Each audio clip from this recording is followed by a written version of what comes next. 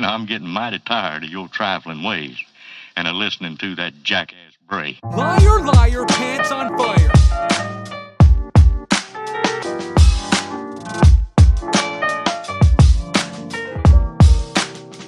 For all time's sake.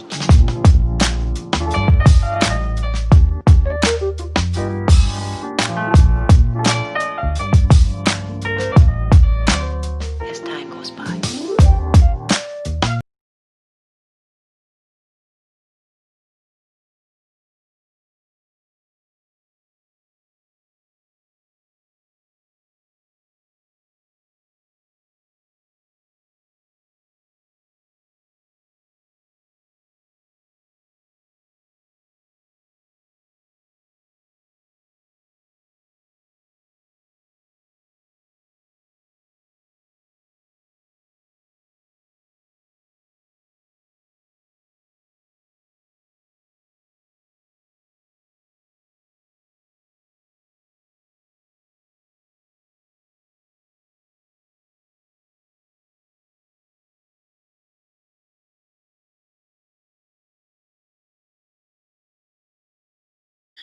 She gives me his number to call him and shit.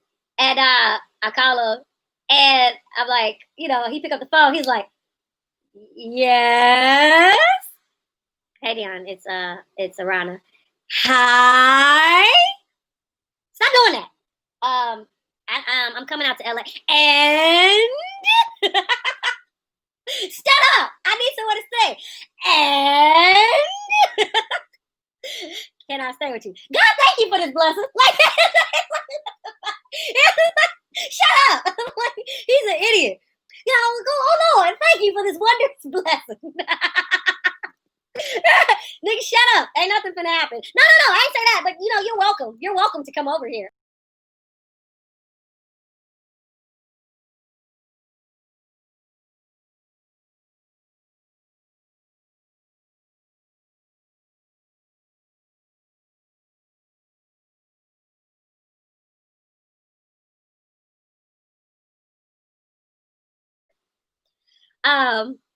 Here's what's real. We didn't fuck. We didn't fuck. We didn't fuck.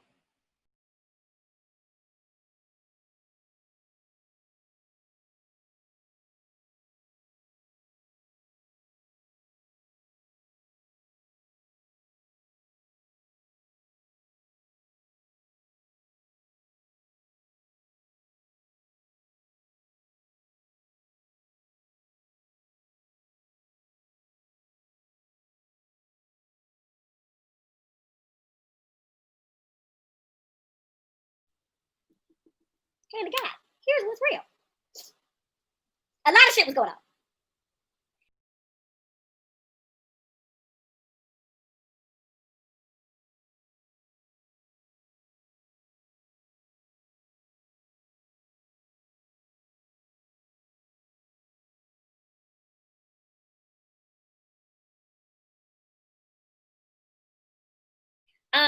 After the George shit, Real was trying to get back with me, right?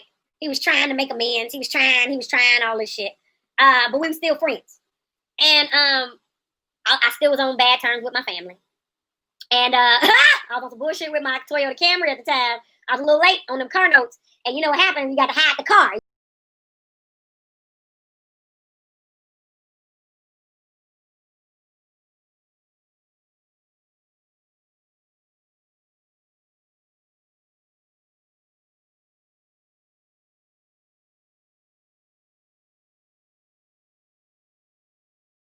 You had the car and shit. So I was like, Real, I'm gonna let you take my it was low key helping me out, but it also helped him out. It was blessing both of us, okay?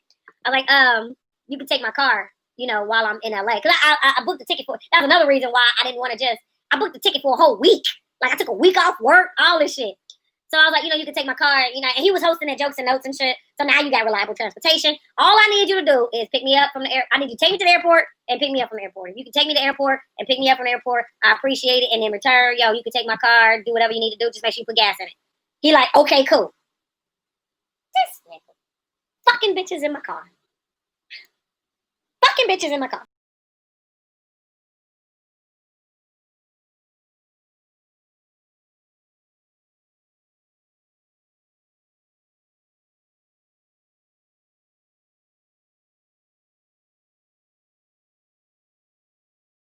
This nigga, I don't know. Oh my God, what? I don't know. I hope he's changed because he got kids. Hopefully he drives safe now. Rail couldn't drive to save his damn life when we was together. And he be driving all wild and crazy.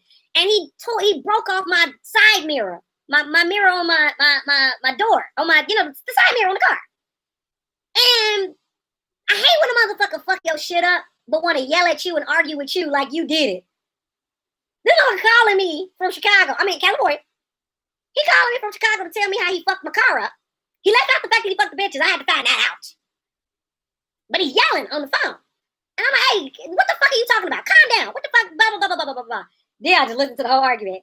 He was like, man, y'all don't even got kids together. That's how y'all talk to each other? He's like, y'all doing this all backwards. I was like, yeah, don't worry about it, blah, blah, blah, blah. That could have been like a little, wasn't no revenge fucking, even though Real wasn't my man. Real was trying to get with Nari, he was fucking the bitch Crystal, and he was fucking bitches in my car, and he was doing the most, y'all. So disrespectful.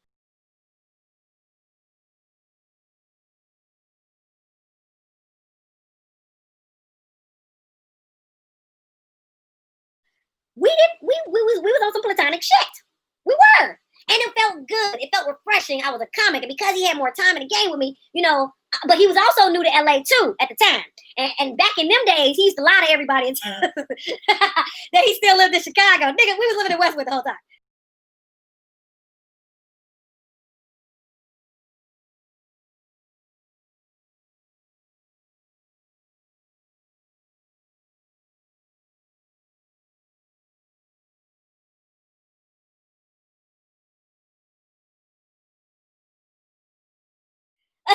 He did that for a good 2-3 years. Well, I gotta go back home and shit. It was like the perfect conversation ender when he didn't want to fuck with people. It was all kind of shit. He was still acting like he was like back home and shit, but he lived there. So that was happening, and we was going all the places. We was hitting all the spots. We ran into Tiffany. That's why I saw her steal my joke.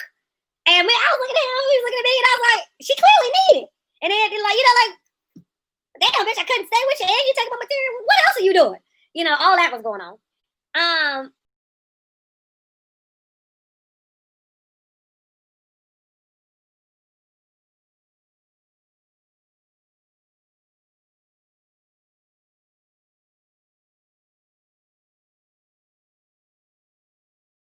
And this is how we ended up fucking. Okay, I'm gonna get to the shit.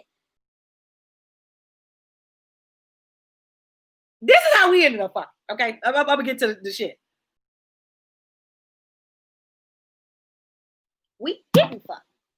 We didn't fuck. We didn't fuck. I had been there a week. We was kicking it. We was platonic, all this little shit. He had a DUI case because this nigga used to drink. Okay, he had a DUI case, and the night before or whatever, I guess we had like such a good time or whatever. And he lived in a studio at the time, y'all. Okay, so it was like the bed was like this little futon bed or something. So we was kind of up on each other a little close. Okay. We had fun the night before. I don't even remember what happened. Whatever. We had fun, but that day we kind of woke up real close. we were a little snug. You know what I'm talking about?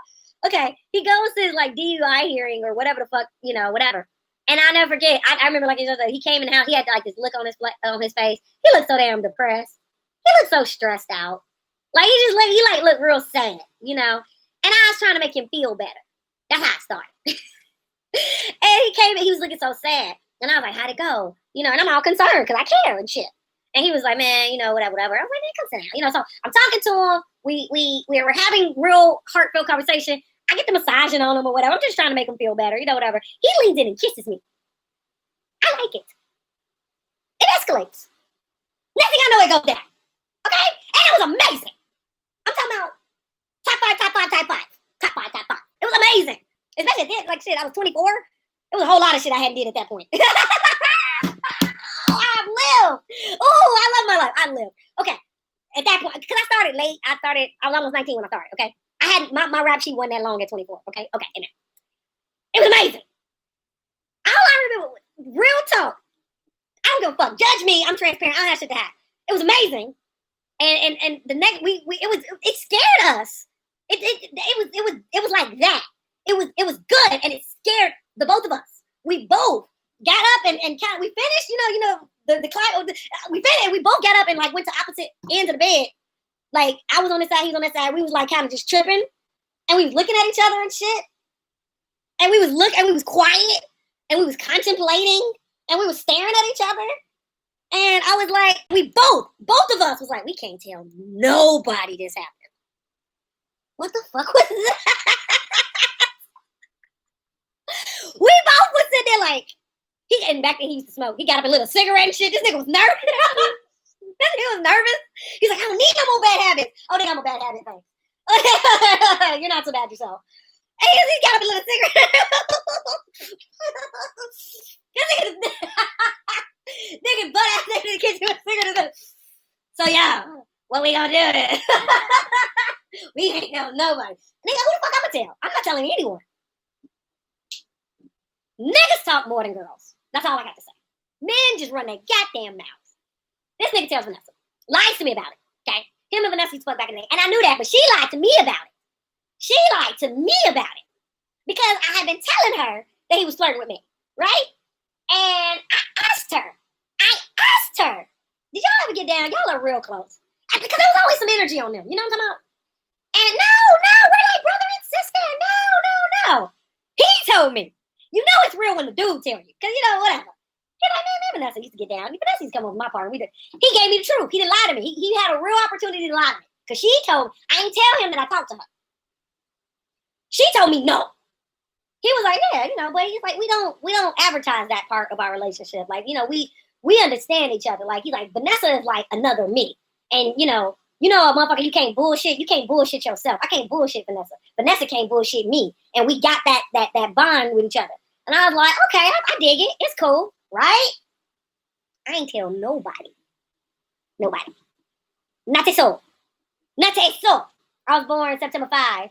What does that mean? It means a lot of things, but number one, you're a cycle entering your family because 9 is in a cycle. 5 is number of changing challenges. You're a strong motherfucker. We're going to leave it there because I'm still telling the story. Now, I ain't tell nobody. I get back to Chicago. How the fuck everybody know? He in California. He didn't know everybody knew. I had to let him know everybody know because I'm cursing him out. Motherfucker, I thought we said we won't tell nobody. I ain't tell nobody. You did. No, I didn't. Yes, the fuck you did. How the fuck does the whole city know this? The whole city knew. I'm not bullshitting y'all. And these niggas already hated me. And I'm like, you don't know, because I hadn't told him about George yet. I'm like, nigga, you did. Stop lying to me. You told somebody. I ain't tell nobody. Yes, you did. Real is asking me about this shit. He's like, how's Real asking me about this shit? Exactly.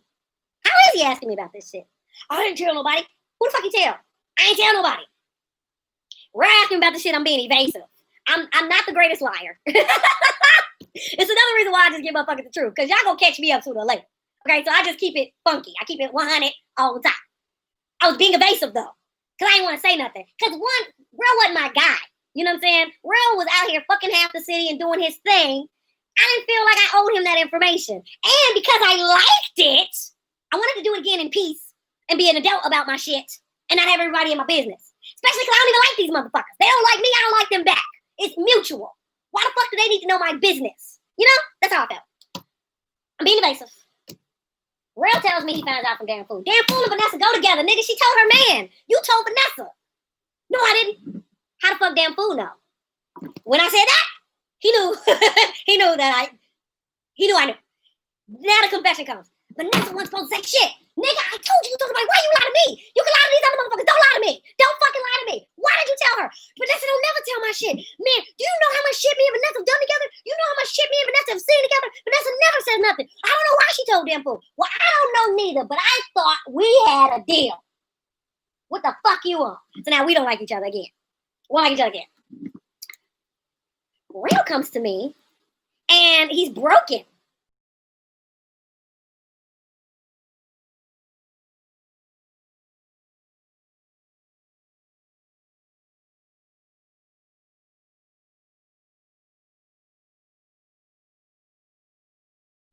Like, for real broken. Like, hitting me with deep shit. Like, Aarona, you've always looked like you. And I've always looked like me. You don't know how I feel. And I'm like, oh my God.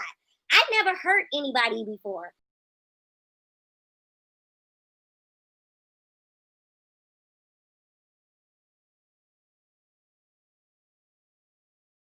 I never had that experience of hurting someone. I don't because I don't be out to hurt people. I don't be out to deceive nobody. I ain't trying to get over. I don't be trying to pull fast ones and be slick and shit. I got better shit to do. You know what I mean? So I never experienced somebody being like hurt over my actions. I didn't know what to do.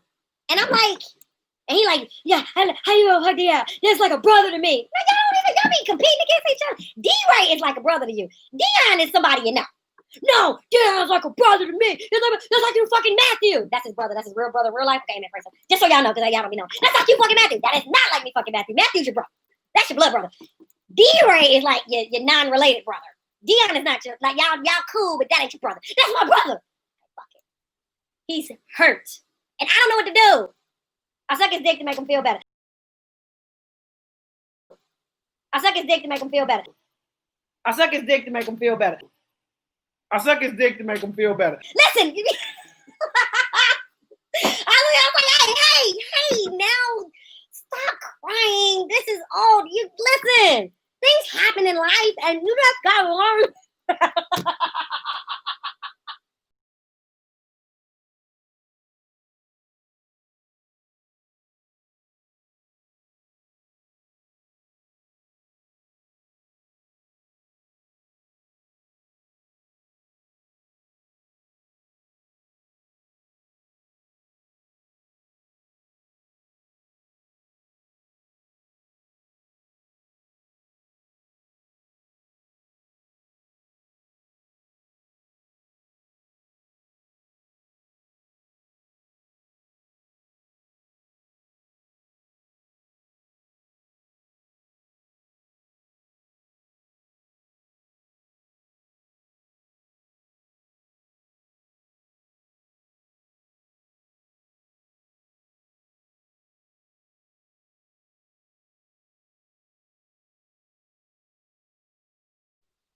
It worked.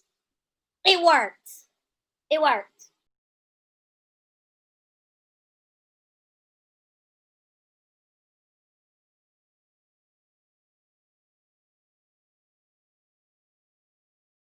He calmed the fuck down.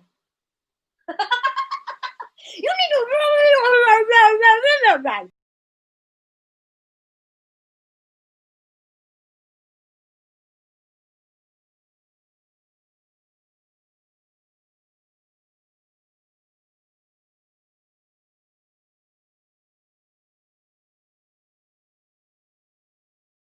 You need to relax. I was like, hey, first of all, you weren't supposed to find out about that. I do care about your feelings. Like, we not, dope or nothing like that. We not on our shit. But I ain't out here just trying to, like, step on your heart. Like, I don't want to do that, And so we had like a little heart to heart. Apparently, him and Dion talked. And he didn't tell me he talked to Dion. And Dion didn't tell me. Dion waited, because he's vindictive like that. Dion waited until we had an argument to let me know that he talked to Rail.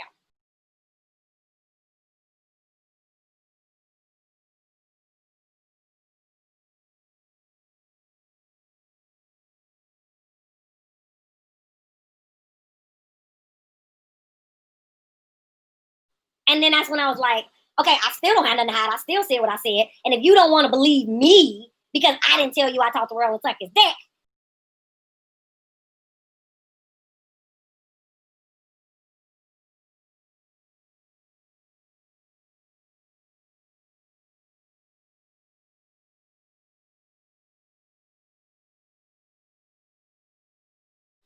but what are we really doing? Because, like, obviously I like you. Obviously I like where this is going. But what are we doing? So what else I can do? You knew I was with him before. I don't know who pussy you licked when I wasn't around. Why are we having this conversation? Like, we was on that with each other.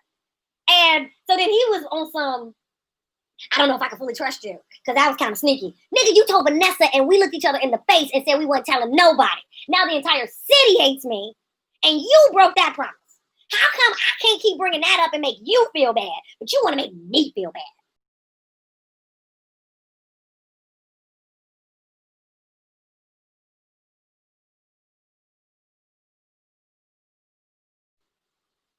Fast forward. I come to visit I started visiting LA like every 2 months after that, right? And one particular time, like I come out there, we go to like Fogo de Chao. Yeah, I'm talking about Little Road Comedian. We all from Chicago. We go to Fogo de Chao, and George shows up. He walks into the restaurant. Hey, man, yo. Oh, you here with Aarona. Oh, we gonna have some fun. Ow. I was like, no, we're not. And then I was like, we finished like our food and shit, and we go to the W, and we like sitting at the pool and shit. I was like, don't leave me alone with George. Don't leave me alone with George. Please don't do that. And he was like, why you don't want to be left alone with George? I was like, I'll tell you later, but don't leave me alone with George. Please don't leave me alone with George. You know, blah, blah, blah, blah. And I had to tell him like on the fly about like what happened and shit. And then he was looking like, this just fucked up my day. And I was like, I mean, I'm sorry, but don't leave me alone with George. Like I didn't, why he walking in the restaurant? I'm not here to, what is this? You know? So he respected and he sent him away and shit. The rest of the day was kind of awkward or whatever, but he sent them away, you know, out of respect. Like, yo, me and Ron are finna go somewhere. We can't take you. We can't, you know, he like split it up, whatever. As we got cooler and closer, that whole situation stopped. I never ever had to worry about George ever again. Like ever again. Like ever again. Ever again. And I was happy about that. And the only thing that ever took place between me and him after that, there was this was after I got divorced. James Hanna, a comedian from Chicago, had passed me, and James was real cool. Me, James, and Dion used to have writing sessions at Denny's and shit. That used to be our little thing to do. You know, we loved comedy. I'm talking about motherfuckers that really loved comedy. We go to Denny's. He'd get the moon over my hammy. We would sit there. We'd be out there like writing and banging bits out and shit. And George was like not George. James Hanna was like the homie and shit. James passed. They throw a big event in Chicago, inviting all the Chicago comics to go pay respect to James and shit. George come there high off that shit. And this nigga was wild. He was so, and I just like didn't talk to him. I just, you know, kind of like, hey George, whatever. But I like kept my distance. And like, you know, oh, look at you with the Olivia Pope coat on. What did he say? Because I had like this white and black trench coat thing I was wearing. And the shit was getting so weird and out of pocket. Shout out to JD. Jay was like, hey nigga, what the fuck you on? Like Jay just cut him off. Hey nigga, what the fuck you on?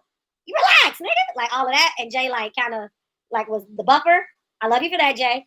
And I just, you know, I was just like, I don't have anything to say to that guy. I don't have anything to say. I would, hey, what's going on? Hey, and I keep it real short and shit, you know. And I think there was one more situation. B. Cole had this play or this movie or some shit that he casted us all in. And I didn't know George was in it. Motherfuckers by this point had heard. But, you know, motherfuckers ain't like me, so whatever. But this was years later. And we was all in this shit with B. Cole. Oh, and we were filming at George House, and nobody thought to tell me that. They didn't think that was important information. Fun stuff.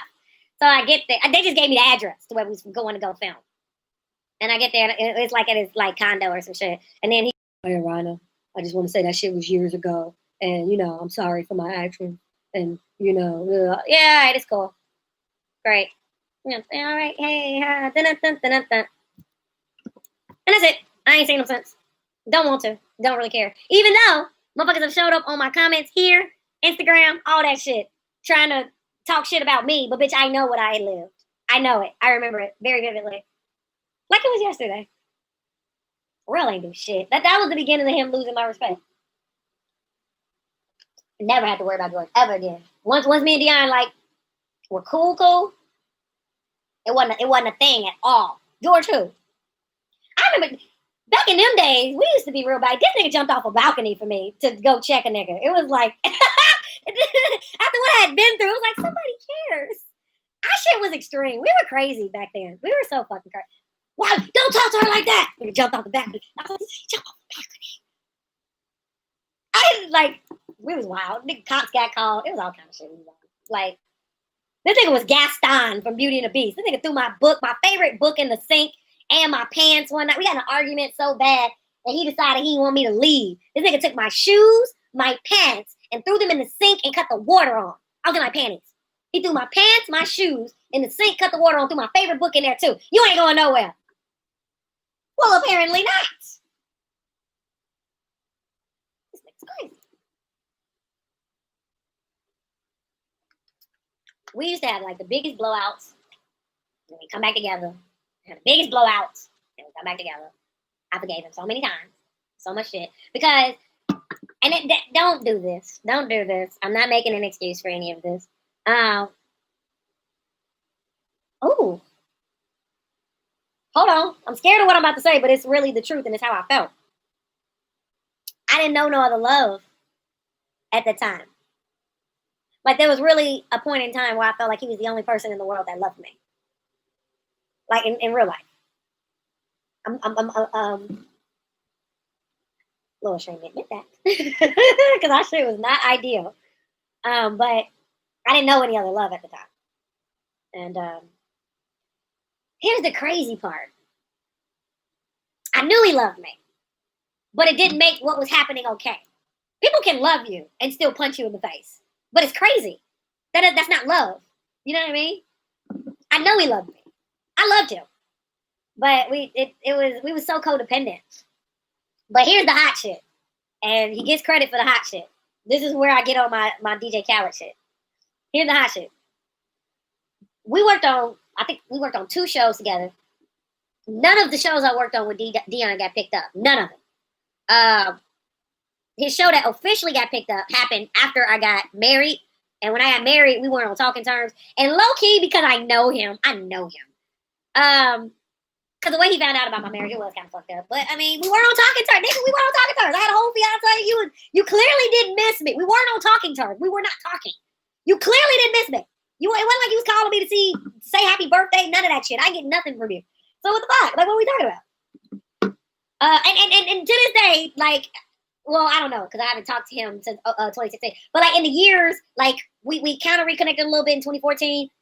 And intermittently throughout 2015. We weren't in contact around that time neither, because then he had found somebody new. It was that whole, bitch, you got married on me. I'm with somebody now. I'm off the market. Like, he pulled that card on me and shit. So, we weren't, like, it wasn't like before, the way we used to be and shit. In none of them time periods, right? So, but, like, the way he found out I got married, he's like, well, I'm living my dreams now, and I finally got my dream car, and it was all of this. I'm going to show you, bitch, basically. Because it was like, that was when he first got the Bentley. And it was like, I got my dream car, and I'm doing this, and I'm doing that, and I'm doing this, and I'm doing that. And I'm like, that's beautiful. That's good. I'm not a hater. You're supposed to, dude, do you know how gifted you are? Of course. Like, this is supposed to be happening for you.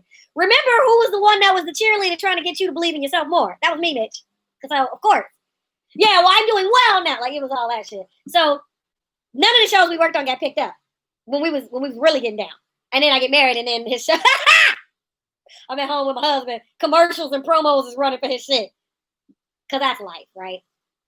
But the shit that we worked on was still cool. It was still cool. It was still a look. I ain't make no money. I did all this shit for free. All of it for free. I ain't get paid at all. I did it all for free. The free. But it wasn't bad because, number one, I was getting experience. I was getting real exposure in the game. I was getting to work with motherfuckers I would have never got to work with at the level I was on. When I moved to LA, I was only 2 years in comedy. I was only 2 years in when I moved to LA. I would have never got the type of access and doing the shit I was doing at HBO with the 2 years in, especially the way LA comedy worked. Baby, bye. LA comedy if you start there, it don't prepare you for shit. You really got to get on that road and get you some experiences to be able to come to and have something of value to be in LA in the first fucking place. Unless you plugged and got people.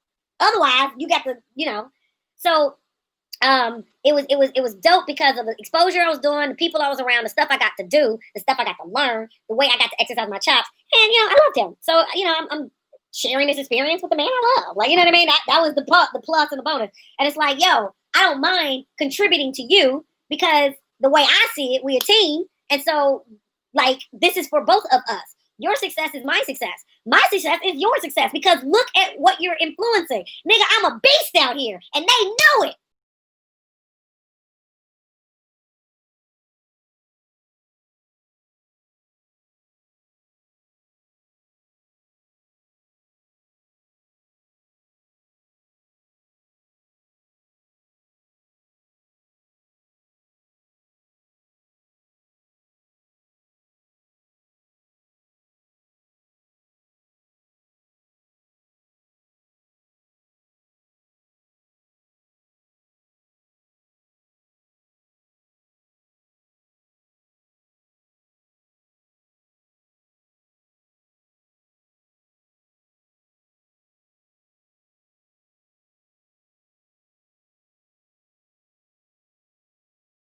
And who the fuck do I hang out with all the time?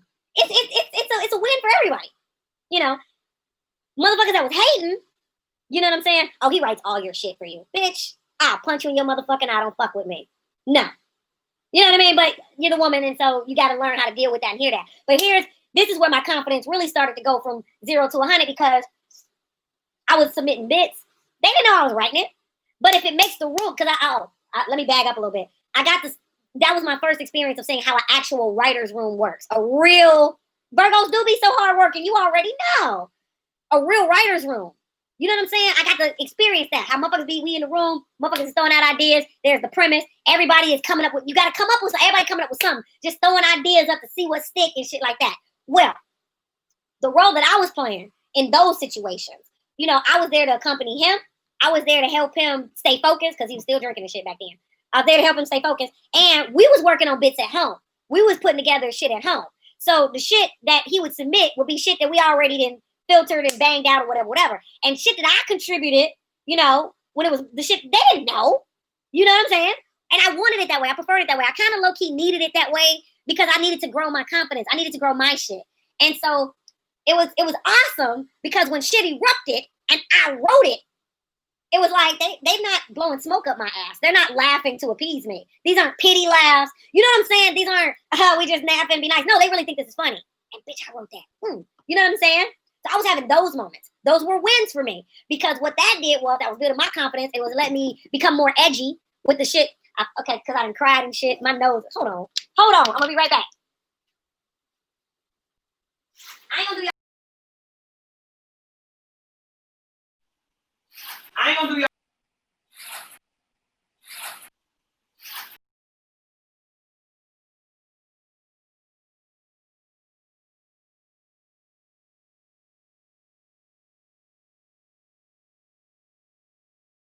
Like that. I ain't gonna do y'all like that. I ain't gonna even run to the bathroom. I'm gonna just grab these baby wipes. Baby wipes make everything okay. We still rolling on the podcast. We still rolling on the motherfucking podcast. Yeah, I might be getting rid of Patreon because I done found a new option that's better and it's monetized. And I think I'm gonna sign up for YouTube membership. And hey, why make life complicated?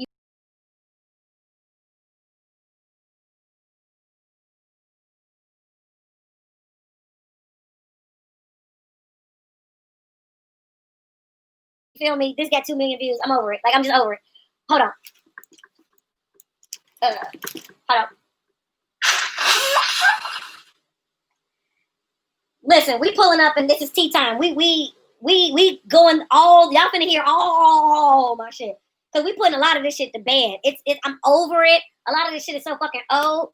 But it's like motherfuckers love to keep shit going, especially when they don't have shit going on.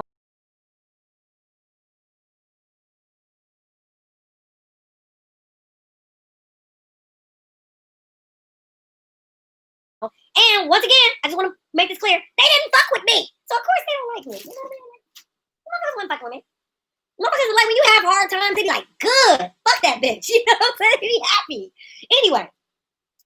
Like, okay, so what Khaled said on Drink Champs, he was like, nobody ever did me wrong. He was like, every deal was a blessing because it was an opportunity.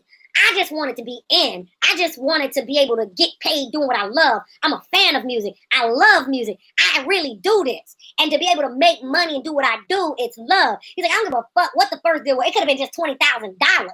But it was the opportunity that led to it was a learning experience. Everything was a learning experience. So now I know how to negotiate a better deal. That deal was shitty.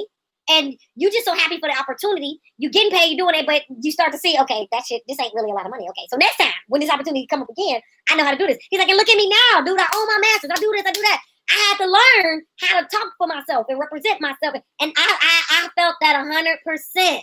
100%. Because that's how it be. It's like, how else you know? Nigga, let me just break some shit down for y'all. We going to HBO. I'm talking about I'm sitting at the table, motherfucking. Shout out to Morty. Morty, I can't remember Morty's last name. Morty, I love you. Morty was always super fucking fly.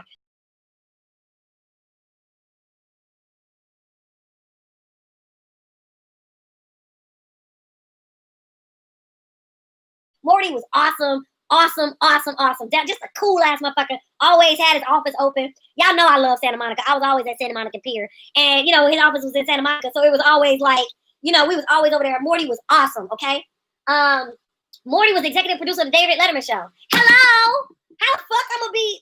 I'm 2 years in. I would have never got that kind of access. Just the David Letterman show. What?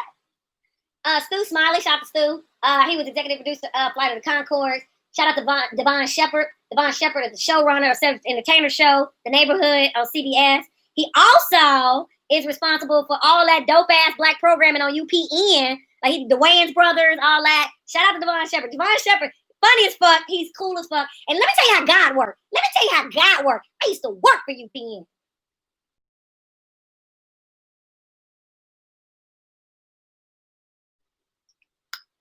My internship, when I got my degree,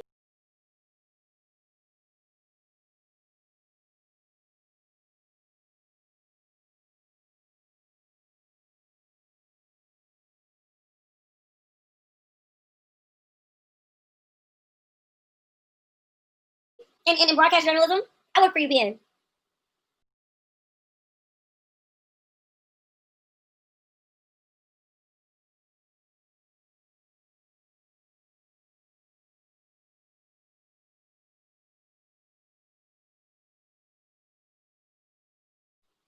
Let me tell you what I used to do at UPN. UPN is where I learned to edit. Skills I still use to this day. I edit video and put video out on YouTube. I edit audio. I know how to work a soundboard, an audio board. I know how to run a teleprompter. I know how to. So my money for my degree wasn't wasted, you know. The journalism industry as a whole, I just was met with too much resistance being shaped like this, being black, and I just didn't want to deal with it. Like, there was lanes for people to get down and get busy, but, you know, once again, law of least resistance. I was just met with too much resistance where I was just like, and then, you know, it occurred to me, I don't want it that bad. And then also, because I'm a journalism major, you know, I saw up front how news can be fabricated. I saw, you know, from experience, from putting together news. I wrote for the school paper. I was in the news business. You feel me? So I saw up front. I mean, it really just matters from the perspective of the person that's telling the story, and that perspective can come with a motive, always. And as long as, you know, the editor puts it out, why not? Even if it had a motive. I learned that early in journalism.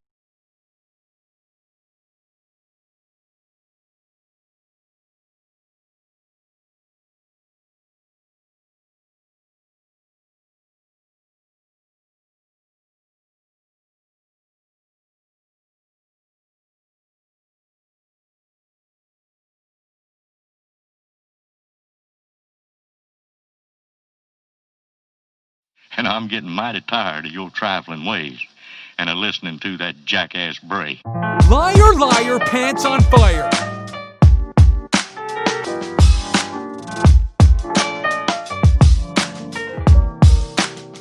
For all time's sake.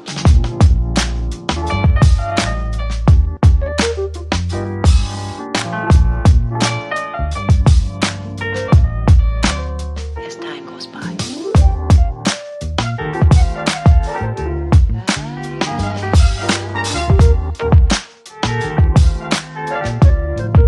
It's been a long time.